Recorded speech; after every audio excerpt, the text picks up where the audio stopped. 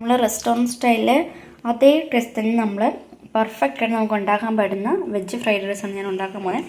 അപ്പോൾ അതിന് വേണ്ടിയുള്ള സാധനങ്ങളാണ് ഞാൻ ഇവിടെ എടുത്ത് വെച്ചിരിക്കുന്നത്. പിന്നെ ഞാനാണെങ്കിൽ എടുത്തിരുന്ന റൈസ് മാത്രം ഇത്തിരി വേറെയാണ്. അതെന്താണെന്ന് ഞാൻ പറയാമേ. വീഡിയോയിലേക്ക് പോകുമ്പോൾ ഞാൻ പറഞ്ഞുതരാം അതെന്താണെന്ന്. അപ്പം നമുക്ക് വീഡിയോയിലേക്ക് പോകാം. ഒരു പാത്രം വെക്കുക, അതിലേക്ക് നമുക്ക് ഗോൾഡ് വിനർ ഒഴിച്ചു കൊടുക്കാം.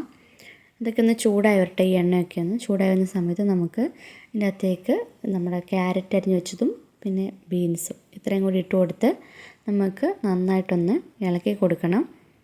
ഇതൊന്ന് നന്നായിട്ടൊന്ന് ചൂടായി വരുന്ന സമയത്ത് നമുക്കിതിൻ്റെ അകത്തേക്ക് സ്പ്രിംഗ് ഒനിയനും കൂടി ഇട്ട് കൊടുക്കണം. അതിനുശേഷം നമ്മൾ അരിഞ്ഞ് ചെന്ന് ക്യാരറ്റും പിന്നെ നമുക്ക് ക്യാബേജ് ഇത്രയും ഇട്ട് കൊടുത്ത് നന്നായിട്ടൊന്ന് ഇളക്കിയെടുക്കണം. ഇളക്കിയെടുത്ത ശേഷം ഇതിലേക്ക് നമുക്ക് ആവശ്യമുള്ള സോയ സോസും കൂടെ ഒന്ന് ഒഴിച്ച് കൊടുക്കാം.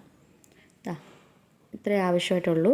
അതിന് നമുക്ക് ആവശ്യമുള്ള ഉപ്പും പിന്നെ കുറച്ച് കുരുമുളക് പൊടി ഇത്രയും ഇട്ട് കൊടുത്ത് നന്നായിട്ടൊന്ന് ഇളക്കി കൊടുക്കുക.